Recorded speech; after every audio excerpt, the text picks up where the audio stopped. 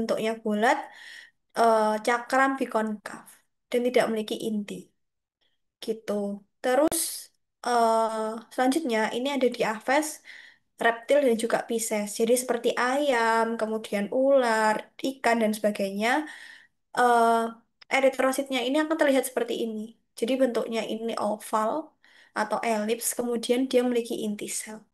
Gitu perbedaan utamanya. Oke, sekarang kita masuk ke sel darah merah atau eritrosit. Yang pertama kita bahas rulo. Jadi simpelnya, rulo ini bentukannya seperti koin. Jadi kalian bayangin eritrosit itu seperti koin dan dia bertumpuk-tumpuk. Nah, itu adalah bentukan rulo. Nah, kenapa rulo ini bisa terbentuk?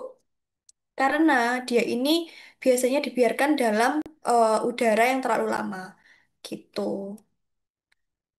Eritrositnya ini dalam kondisi isotonis, konsentrasi antara intrasel dan juga ekstraselnya ini seimbang. 1:1. Nah, ini bentukan rulo. Seperti koin yang bertumpuk-tumpuk. Ini adalah bentukan rulo. Oke, sekarang kita lanjut ke krenasi. Jadi krenasi itu, si eritrositnya ini dia mengkerut. Ciri-cirinya dia ini tepian selnya ini kayak tajam-tajam, tampak seperti gerigi. Nah, kenapa dia bisa mengalami krenasi?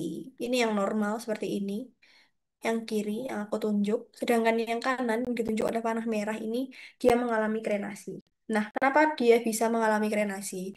Karena dia ini dalam kondisi yang hipertonis.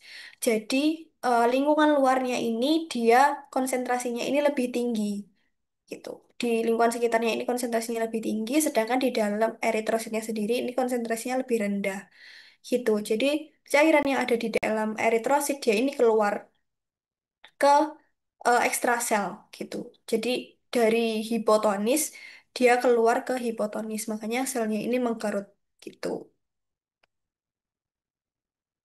Oke, berbanding terbalik dengan selanjutnya ini ada gosel.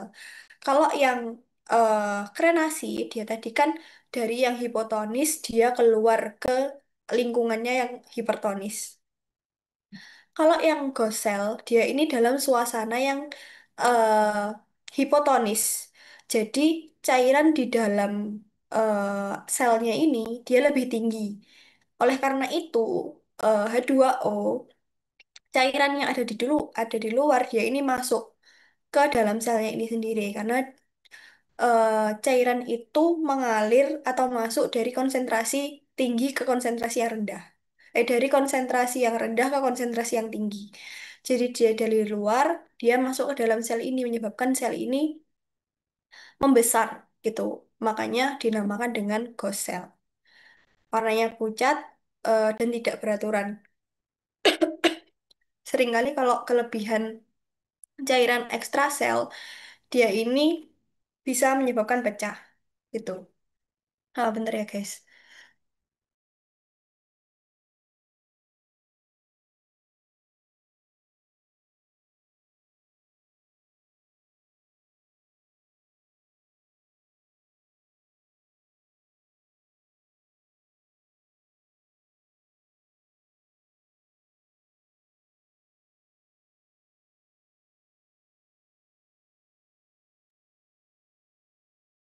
Oke, lanjut.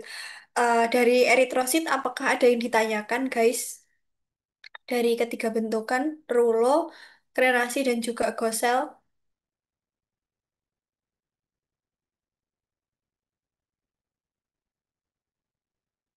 Kalau aku belum, Kak. Eh, Aman ya? Oke, aku lanjut ya. Oke, selanjutnya kita bahas sel darah putih atau leukosit. Jadi, ada dua tipe leukosit. Ada yang granulosit, dia memiliki granula spesifik. Kemudian ada yang namanya agranulosit. Gitu. Nah, yang granulosit, dia ini sebutan lainnya adalah sel PMN atau polimorfonuklear. Karena dia memiliki inti sel dengan banyak lobus. Gitu. Sedangkan yang agranulosit, dia ini sebutannya adalah MN atau mononuklear karena dia hanya punya satu lobus. Gitu. ini gambaran skematisnya. Jadi yang granulosit itu seperti ini. Jadi di sitoplasmanya ini ada granula-granulanya. Nah, granulanya ini yang dia memancarkan atau afinitas terhadap warnanya ini berbeda-beda. Kalau yang neutrofil, karena namanya neutrofil, netral, berarti dia cenderung tidak berwarna atau cenderung netral. Sedangkan basofil, dia ini nanti warnanya biru keunguan. Oke, selanjutnya yang eosinofil, dia nanti warnanya merah. Gitu. Sedangkan yang granulosit, dia ini tidak memiliki granula spesifik. Gitu. Jadi cuma kelihatan intinya aja. Ada monosit dan juga ada limfosit. Monosit yang bentuknya seperti ginjal, limfosit yang dia hampir memenuhi sitoplasmanya. Gitu. Oke, sekarang kita masuk ke neutrofil. Oke, jadi neutrofil ini dia ini mayoritas atau hampir 70% dari total leukosit itu dia didominasi oleh yang namanya neutrofil. Gitu. Jadi jangan heran nanti kalau misalkan di preparat ulas darah, kalian akan lebih banyak menemukan neutrofil dibandingkan dengan basofil dan juga eosinofil gitu. Karena memang dia 70% menyusun sel darah putih gitu. Kemudian sesuai yang sudah aku jelaskan tadi, karena namanya neutrofil, berarti bisa kalian lihat di sini, dia sitoplasmanya ini netral guys, kayak ya udah kayak transparan aja, kayak bening gitu, tidak memancarkan warna apapun, tidak berwarna biru atau kemerahan gitu. Dan si intinya ini lebih jelas karena kan sitoplasmanya netral kan. Oke, terus ada berbagai bentuk si inti dari leukosit ini sendiri. Ada yang bentuknya step, ada yang bentuknya band, ada yang bentuknya segmen. Oke, kita bahas dulu yang segmen.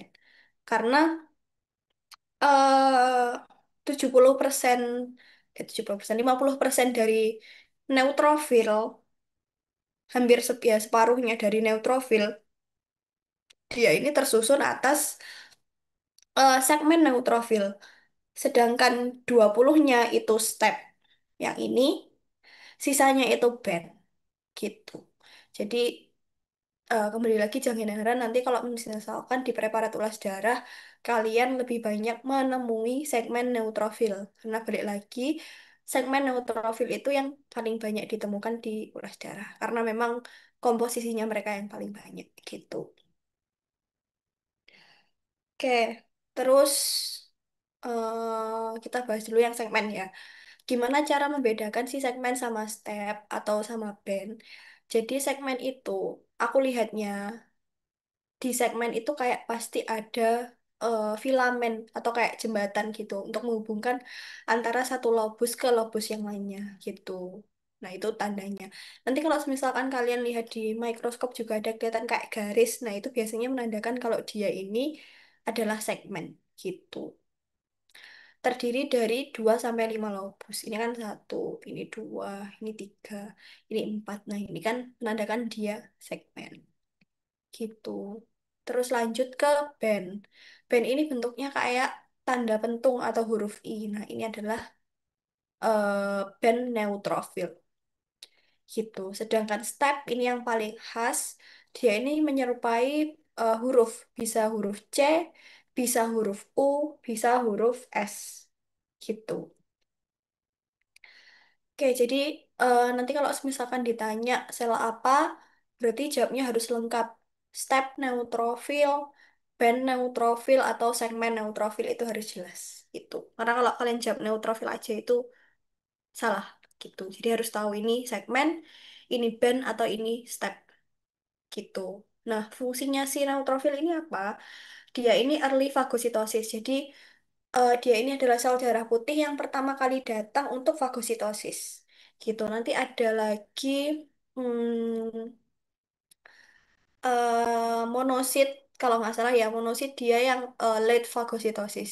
Jadi mereka fungsinya sama, fagositosis, cuma yang pertama kali datang ke tempat infeksi itu sudah pasti adalah neutrofil. Gitu.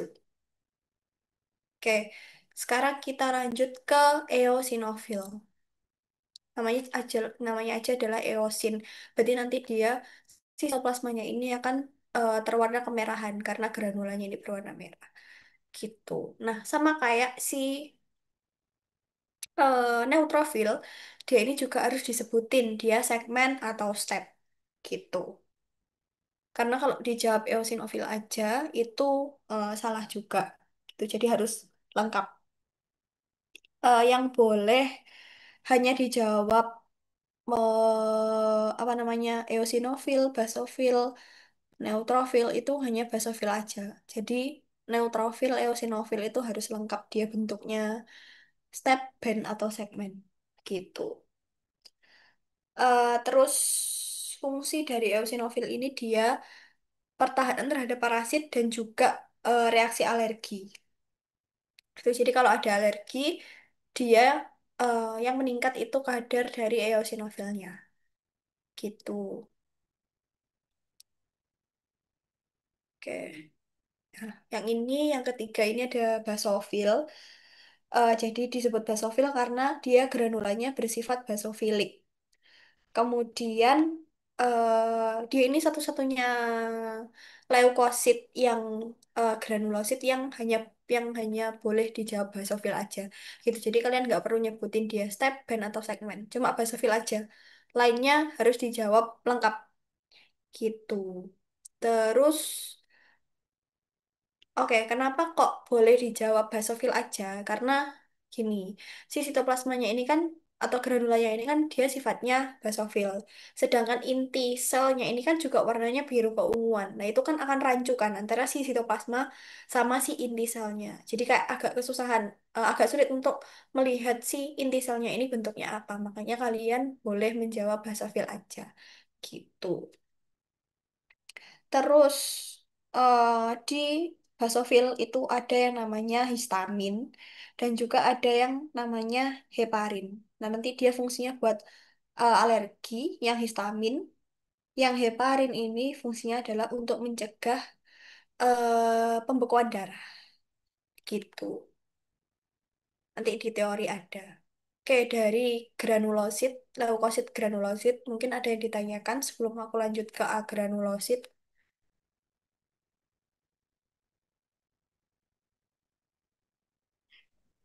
Aman, Kak. Kak, mau tanya, Silakan.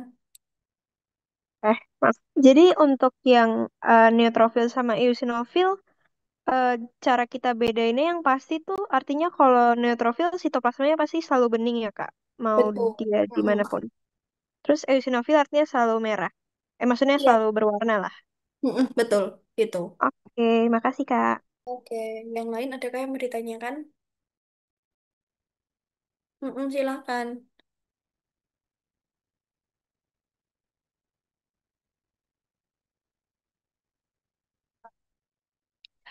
Oke, kalau persentase sendiri untuk eosinofil aku nggak research lagi persentasenya berapa karena biasanya yang ditemui di apa eosinofil itu biasanya segmen sih yang paling sering biasanya. Cuma buat persentasenya aku kurang tahu mungkin di buku teori kalian ada, aku juga belum buka lagi bukunya. Mungkin nanti habis ini kalian research lagi karena eosinofil itu persentasenya cuma sedikit cuma 30%, 30 ya 20 berapa ya? 15 sampai 30% dari si total leukosit seluruhnya karena yang paling banyak iya benar gitu karena cuma 15 sampai 30% yang paling banyak itu neutrofil segmen neutrofil itu yang paling banyak 50% gitu. Oke, nanti mungkin bisa dicari lagi ya referensinya kira-kira persentasenya berapa. Karena kan dia hanya meningkat terhadap ketika reaksi hipersensitivitas, ketika alergi sama pertahanan terhadap parasit. Gitu. Yang lain adakah yang mau ditanyakan?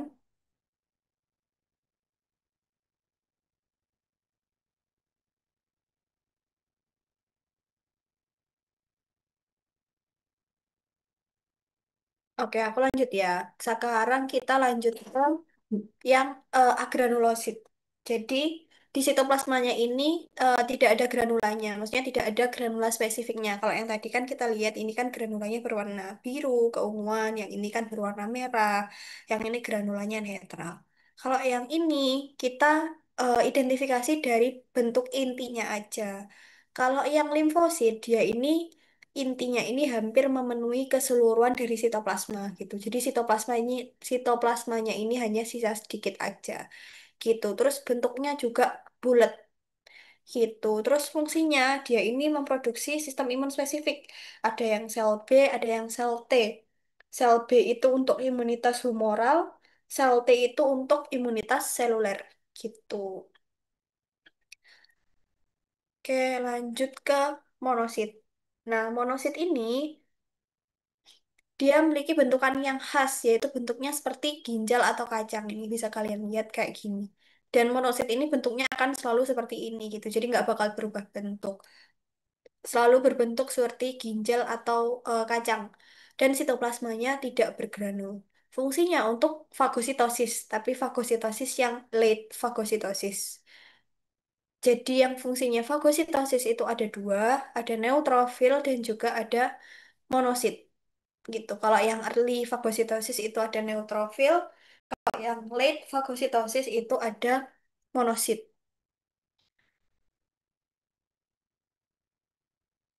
Oke, sekarang kita lanjut ke platelet atau trombosit atau keping darah. Dia ini tidak memiliki inti sel dan juga ukurannya kecil-kecil, terus dia merupakan pecahan dari megakariosit. Fungsinya apa? Fungsinya berperan dalam proses pembekuan darah. Gitu. Jadi ketika ada luka, yang berperan utama ketika pembekuan darah itu adalah si trombosit ini atau platelet.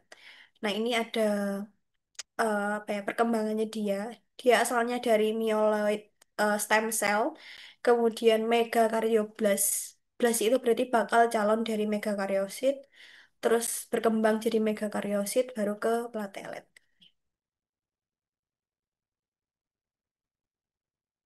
Oke, ini gambaran dalam ulas darahnya berbagai macam sel darah. Yang pertama ini ada platelet. Ukurannya kecil-kecil sekali, jadi bisa dilihat perbandingannya antara eritrosit ini normal dengan si platelet ini. Kemudian lanjut kita ke leukosit. Kita bahas pertama dulu neutrofil ini. Bisa kalian lihat sitoplasmanya netral, warnanya cenderung ke agak transparan, tidak berwarna gitu. Terus ini adalah segmen neutrofil. Seperti yang sudah aku bilang, 70% leukosit itu terdiri dari dari neutrofil dan 50%-nya itu terdiri dari segmen neutrofil. Oke, sekarang lanjut ke eosinofil. Ini bisa kalian lihat sitoplasmanya ini granulanya berwarna kemerahan. Ini juga segmen eosinofil. Terus lanjut ke basofil ini. Sitoplasmanya berwarna biru keunguan, basofil. Bentuk intinya kalian tidak bisa lihat, jadi cukup jawab basofil aja. Terus monosit ini yang bentuknya kayak kacang atau ginjal. Nah ini. Kemudian yang terakhir ini ada limfositnya. Biar memenuhi sitoplasma, bentuknya bulat. Oke, sebelum lanjut, apakah ada yang mau ditanyakan?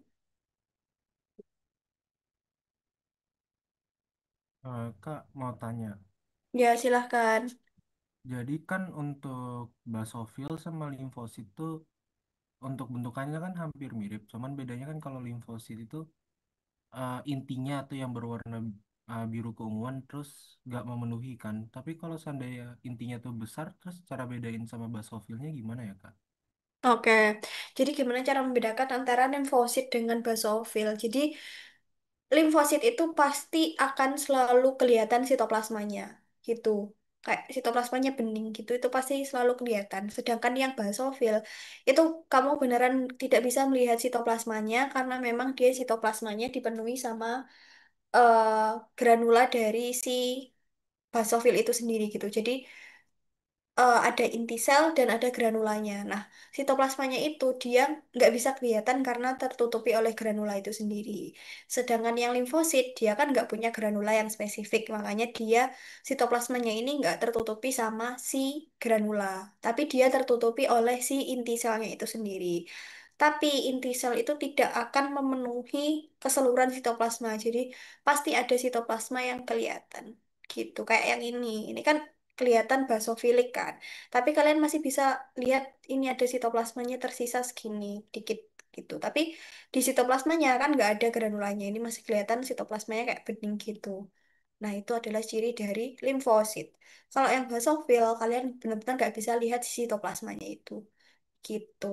Apakah membantu atau adakah yang mau ditanyakan? Aman Kak, makasih. Oke, sama-sama. Yang lain, adakah yang mau ditanyakan?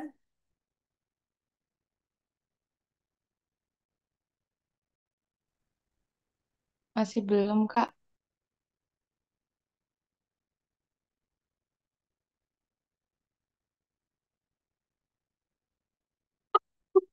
Oke, aku lanjut ya. Oke, sekarang kita ke pembuluh darah.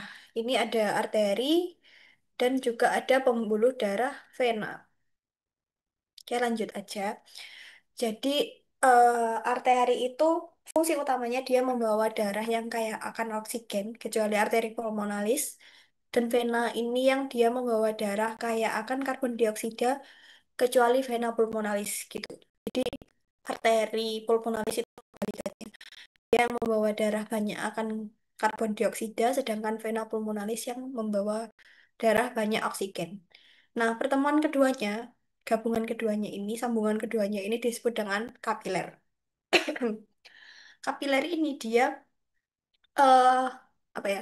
Pembuluh darah yang ukurannya paling kecil itu adalah kapiler, gitu. Kemudian selanjutnya ada arteriol prekapiler. Kemudian pasangannya arteriol prekapiler namanya adalah venul postkapiler. Itu diingat-ingat namanya, venul postkapiler. Oke, selanjutnya ada arteriol. Arteriol berarti pasangannya adalah venule.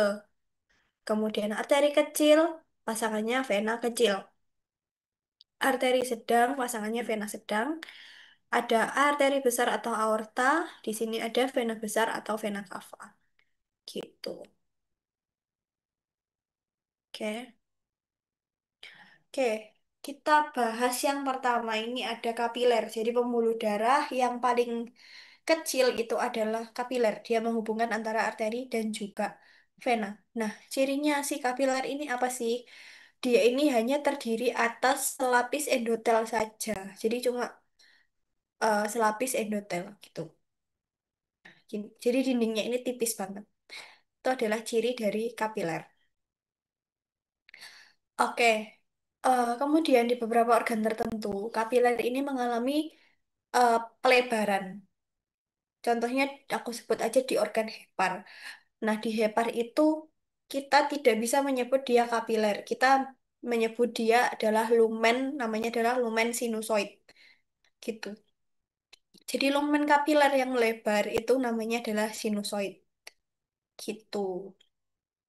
Ini contohnya hepar, kemudian ada lien, ada kelenjar endokrin, dan juga ada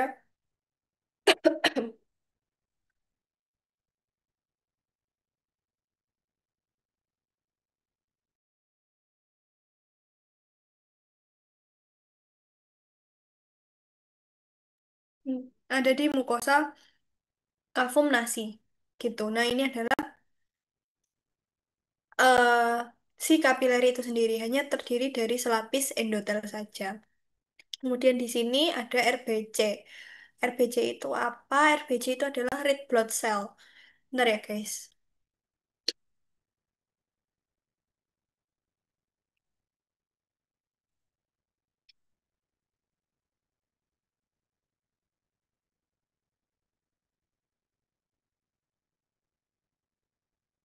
Oke, jadi ini kita udah nggak bisa sebut dia lumen dari kapiler karena dia adalah lumen dari sinusoid.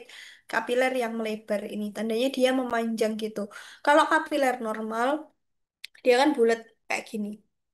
Nah, kalau misalkan di organ-organ tertentu seperti hepar, lien, kelenjar endokrin, mukosa kavum-nasi, dia ini kita sebutnya sinusoid, yaitu lumen kapiler yang melebar gitu. Susunannya sama, baik kapiler maupun sinusoid, dia ini tersusun atas lapis endotel.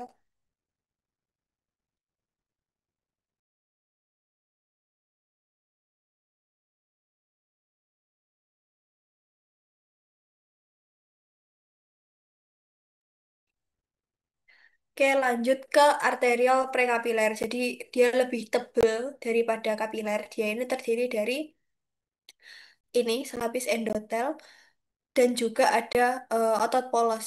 Otot polosnya ini hanya terdiri dari selapis gitu. Nanti dilihat lagi, dipelajari lagi apa namanya latihan-latihan soal untuk membedakan antara lumen-lumen pembuluh darah ini. Tuh, ini adalah ototnya. Itu adalah lumen dari arterial prekapiler. Oke, terus aku mau mention kalau misalkan arteri ini dia selalu berjalan beriringan dengan namanya adalah vena. Nah, kita tidak bisa mendiagnosa vena ini eh, ketika dia sendirian, gitu. Jadi kita diagnosanya dari arteri, struktur arteri di sampingnya, gitu. Kecuali vena besar kita bisa diagnosa dia vena besar atau vena cava. Tapi selebihnya kita diagnosa dari arterinya. Kalau di sini arterial prekapiler, berarti di sini adalah venul postkapiler, gitu. Kenapa kita tidak bisa mendiagnosa dia secara sendirian tanpa arteri? Karena tunika media dari si eh, vena itu dia tunika medianya lebih tipis secara struktur, makanya kita nggak bisa lihat gitu. Jadi satu-satunya cara untuk melihat dia arteri atau vena, cara satu-satunya kita melihat dia vena apa, kita lihat dari arterinya gitu. Terus yang samping ini apa? Yang samping ini kapiler, guys. Karena hanya selapis endotel saja. Sedangkan yang ini ada otot polosnya selapis, berarti arteriol prekapiler. Gitu.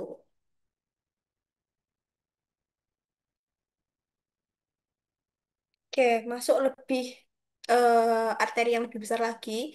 Itu Kak, kan maaf Kak, mau tanya. Maaf ya iya, motong Kak. silakan. Ini yang di lumen yang nomor V tadi itu frenul prekapiler Kak namanya. Bukan dong. Kalau ini arterial prekapiler, berarti di sini apa?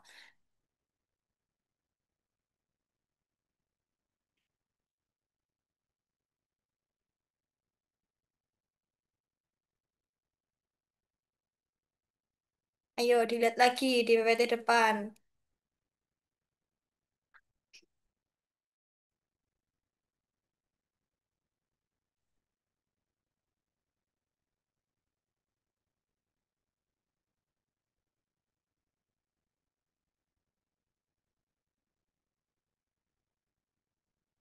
Kalau di sini arterial prekapiler, berarti di sini namanya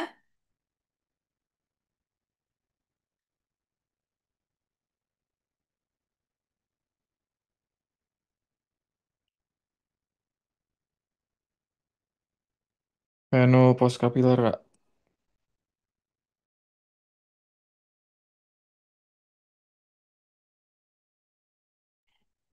oke oke benar. Ini adalah venul postkapiler. Kalau yang arteriol itu pre sebelum, kalau yang vena itu postkapiler. Gitu. Ada lagi yang mau ditanyakan?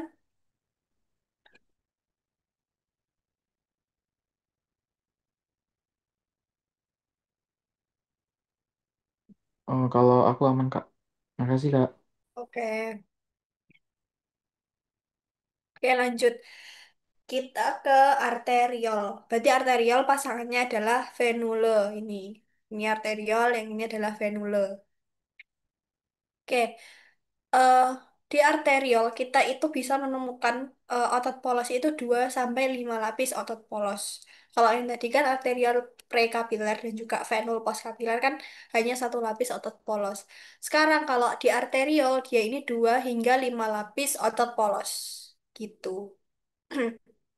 Oke, terus di sini di arteriol ini juga sudah mulai bisa dibedakan jadi 3 lapisan. Ada tunika intima, tunika media, dan juga tunika adventitia. Tunika intima itu terdiri dari basa lamina dan juga endotel. Jadi selapis endotel dan juga membrana basalis itu merupakan penyusun dari tunika intima. Kemudian lanjut ke tunika media. Tunika media itu terdiri dari otot polos. Nah, yang 2 sampai 5 lapis otot polos itu ada di tunika media. Kemudian lanjut ke tunika adventisia, dia yang paling luar yang ini. Yang longgar ini terdiri dari jaringan ikat longgar yang tipis. Gitu. Ini juga sama. Yang tunika intima itu cuma selapis endotel aja sama membrana basalis. Kalau kalian ingat membrana basalis kan tempat duduknya epitel. Nah, itu adalah tunika intima. Lanjut ke tunika media. Ini yang kelihatan tebal ini adalah 2 hingga 5 lapis sel otot polos. 5 lapis otot polos. Kemudian yang ini longgar ini adalah tunika adventisia. Gitu. Terus yang di dalamnya ini apa? Merah-merah ini adalah sel darah. Bisa eritrosit, bisa leukosit. Gitu. Yang ini juga di dalam vena ini juga ada sel darah. Gitu. Oke, kalian nggak perlu hitung berapa lapisannya, tapi kalau sekiranya tebel, terus belum ada yang namanya membrana elastika interna, itu jawab aja arteriol gitu. Kalau di sini arteriol, berarti pasangannya adalah venule. Oke, tadi aku udah menyinggung yang namanya adalah bentukan membrana elastika interna. Jadi membrana elastika interna ini apa sih? Dia kayak si namanya adalah membrana elastika interna. Berarti dia tersusunnya atas sabut elastis. Sesuai yang sudah aku jelaskan kemarin, sabut elastis itu kan dia bentukannya kayak pita. Nah ini pita atau renda. Nah ini dia yang membentuk seperti pita atau renda di lumen pembuluh darahnya ini. Gitu. Dia dari tunika intima. Tunika intima dari pembuluh darah. Gitu. Terus di tunika media, dia ini terdiri dari lebih dari 5 lapis otot polos. Sekali lagi, kalian nggak perlu hitung berapa kira-kira lapisan ini karena susah sekali untuk menghitungnya gitu karena juga akan memakan waktu yang lama. Jadi kalau misalkan kalian lihat dia di lumennya ini udah bergelombang, ada bentukan seperti pita kayak gini, itu udah berarti udah ada bentukan yang namanya membrana elastika interna gitu. Kalau ada bentukan membrana elastika interna aja, di sini belum ada membrana elastika eksternanya, berarti dia adalah lumen dari arteri kecil gitu. Oke, ini juga arteri kecil, ini ada membrana elastika interna. Terus yang di sampingnya berarti namanya adalah, ayo ada yang bisa jawab kalau di sini arteri kecil berarti di sini. Pena Vena kecil. kecil. Pena Wah, kecil, Kak. oke, betul. Berarti diagnosanya itu dari si arterinya. Gitu. Ciri khasnya si arteri kecil ada membrana elastika interna tanpa membrana elastika eksterna. Udah gitu aja. Nggak perlu ngitung si lapisannya ini berapa. Kalau belum ada membrana elastika internalnya, berarti dia masih di arterial.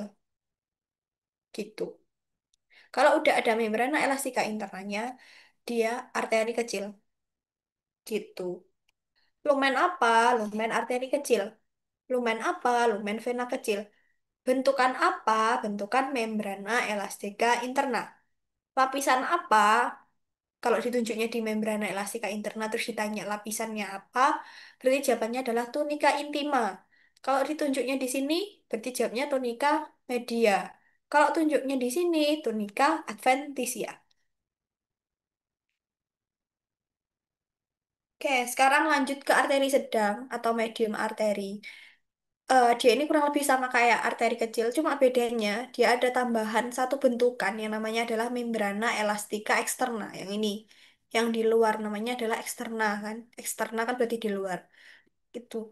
Jadi dia ada dua bentukan, membrana elastika interna dan membrana elastika eksterna. Udah, gitu aja. Dia adalah arteri sedang. Sama kayak yang ini adalah arteri sedang, sedangkan pasangannya ini ada vena sedang. Gitu aja, guys. Terus ini yang putih-putih, ini ada jaringan lemak. Udah, itu aja cara membedakan sih antara arteri sedang dan juga arteri kecil. Tuh. Terus lanjut ke aorta atau arteri besar. Jadi lebih spesifik nanti kalau misalkan ditanya sediaan apa, jawabnya adalah sediaan aorta, jangan sediaan arteri besar. Gitu. Terus di arteri besar atau aorta, dia ini udah nggak ditanyain dia lumen apa, karena dia ini udah ukurannya sangat besar, jadi susah untuk melihat lumennya secara keseluruhan. Boleh diingat-ingat, pertanyaannya adalah sediaan. Kalau udah masuk aorta atau vena cava, dia ini pertanyaannya adalah sediaan, bukan lumen lagi. Gitu. Dia sama tersusnya atas tiga lap. Aduh, bentar. Tersusnya atas tiga lapis. Ada tunika intima ini. Kemudian ada tunika media, sama tunika medianya tersusun atas otot polos. Dan juga sabut elastis ada tambahan di sini. Kemudian ada tunika adventisia. Oke, bentar.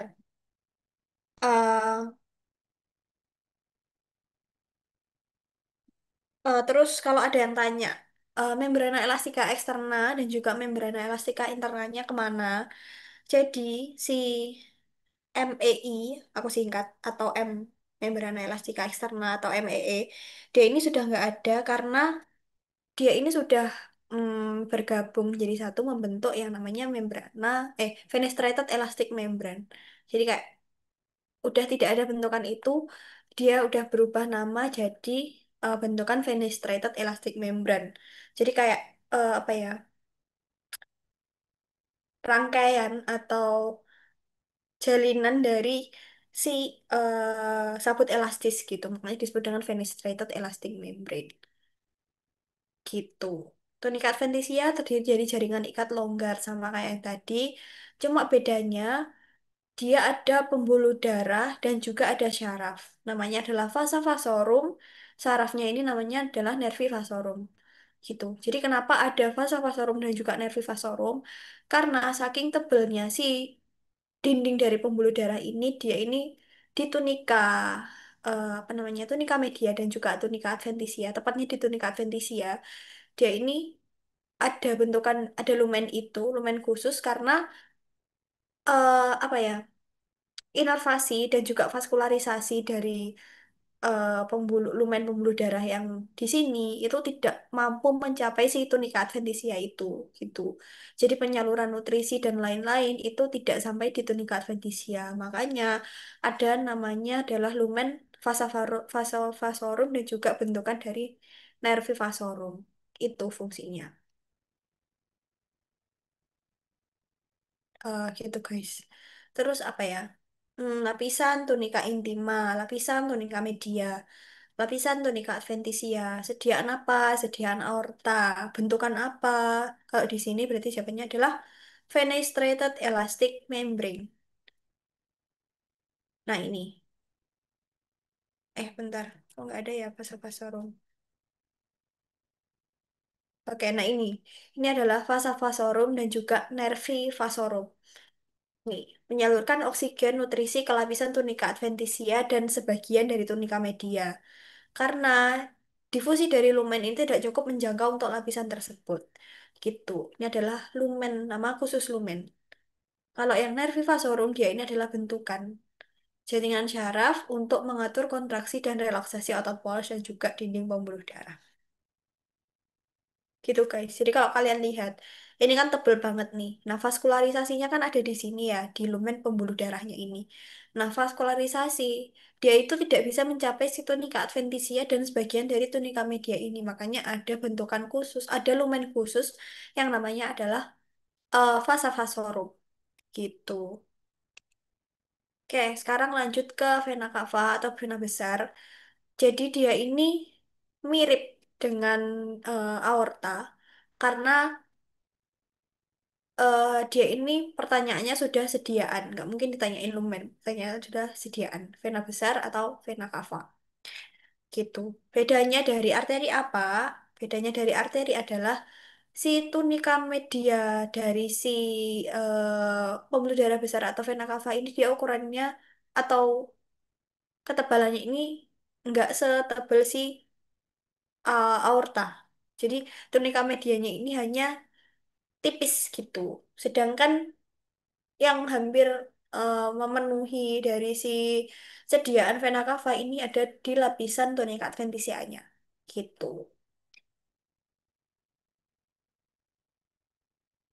Jadi di tunika adventisia dia ini merupakan lapisan yang paling tebal. Kemudian ada jaringan ikat, sabut elastis, dan juga otot polos. Nih, ini ada otot polos yang wangi itu Dina. Dia juga sama, ada vasa vasorumnya dan juga ada nervi vasorumnya juga. Sama fungsinya adalah untuk menyalurkan nutrisi atau vaskularisasi yang tidak sampai ke tunika adventisia. Gitu. Oke, ini udah ada. Ini adalah lumen pembuluh darah kan, ini strukturnya. Nah, ini adalah vasa vasorum.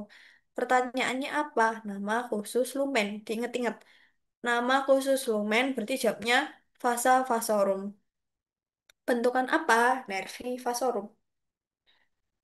Oke, sebelum aku lanjut, apakah ada yang ditanyakan? Kak mau tanya, Silahkan. kalau yang aorta tadi kan, kalau ditanyakan sediaan apa, jawabnya aorta aja. Kalau vena cava ini, vena cava aja atau boleh vena besar? Kalau aku menyarankan vena cava ya.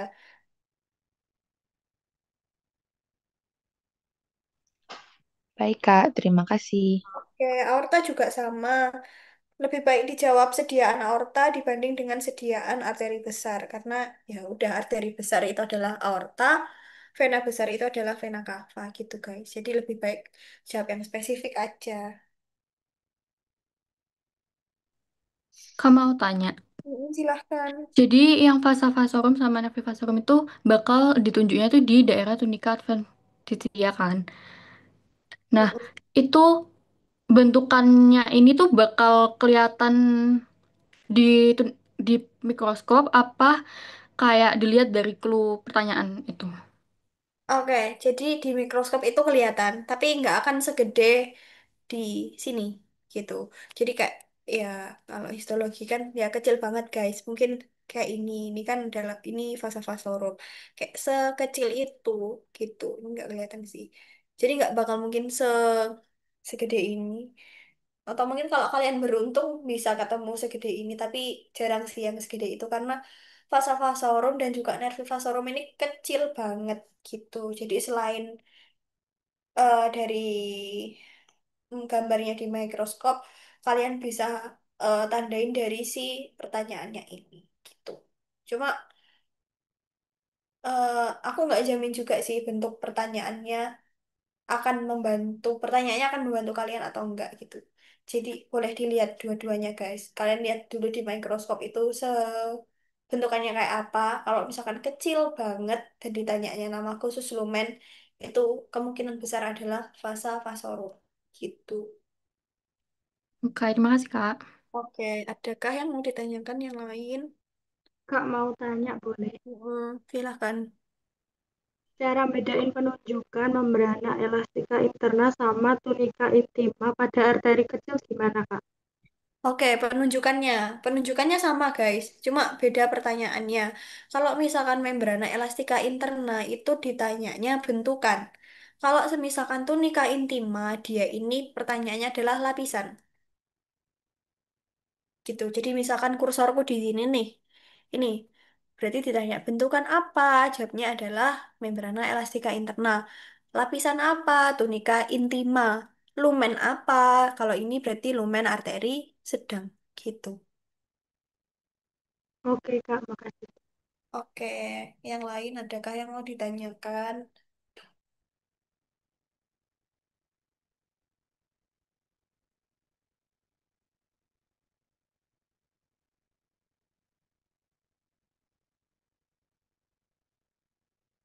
Oke, kita lanjut ke jantung. Jadi ini jantung ini terdiri atas beberapa lapisan. Yang pertama, lapisan yang utama itu ada endokardium, ada miokardium, dan juga ada epikardium. Jadi yang paling dalam ini adalah endokardium, kemudian ada miokardium, dan juga yang terakhir ini ada epikardium. Ini skematisnya aja. Sekarang kita lanjut ke endokardium. Jadi endokardium itu terdiri dari beberapa lapisan lagi. Cuma yang sering ditanyakan itu adalah lapisan dari subendokardiumnya. Karena dia ada bentukan yang namanya adalah sabut Purkinje. Gitu.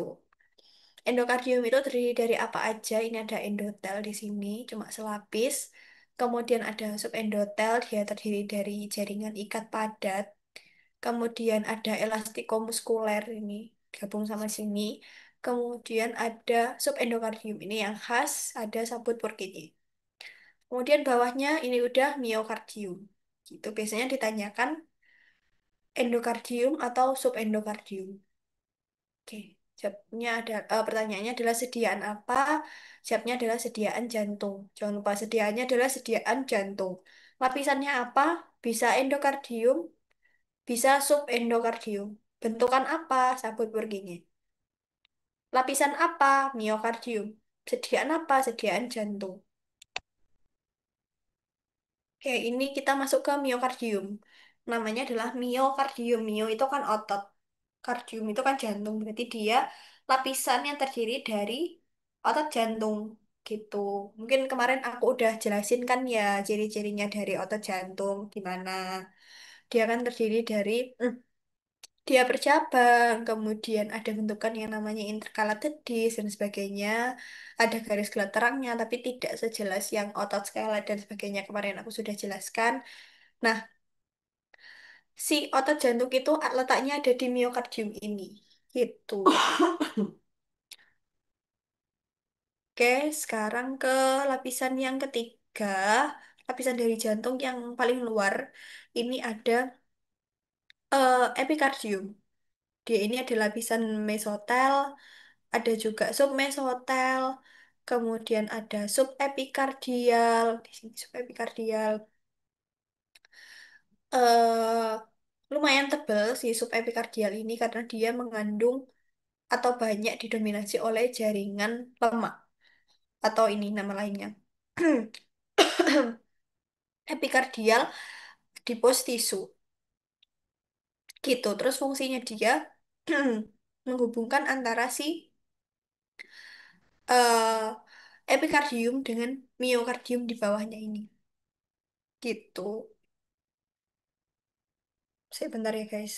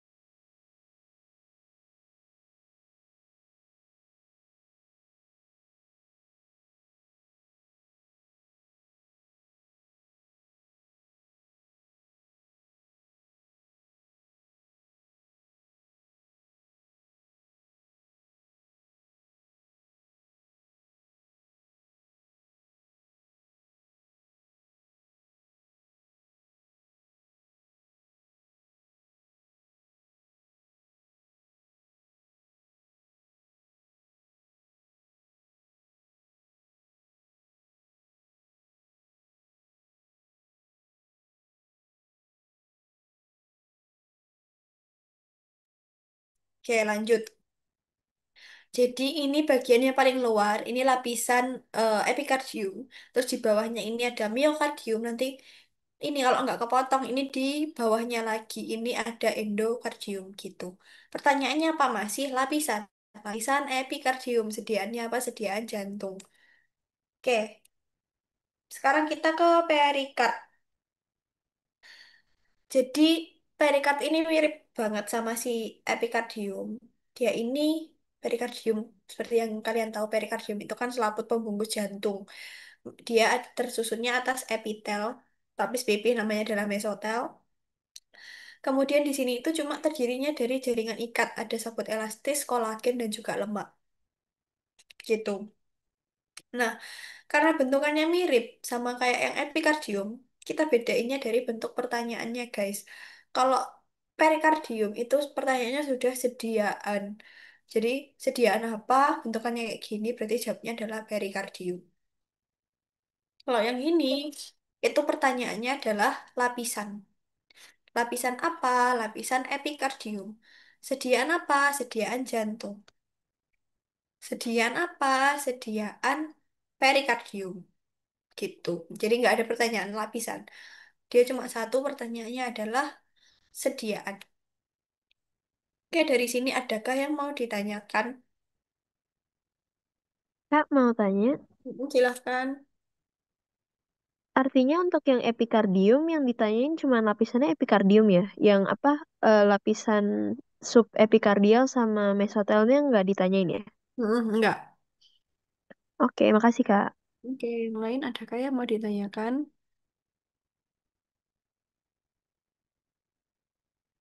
Kayak yang di lapisan endokardium itu kan ada di lapisan elastiko muskular. Nah itu kayak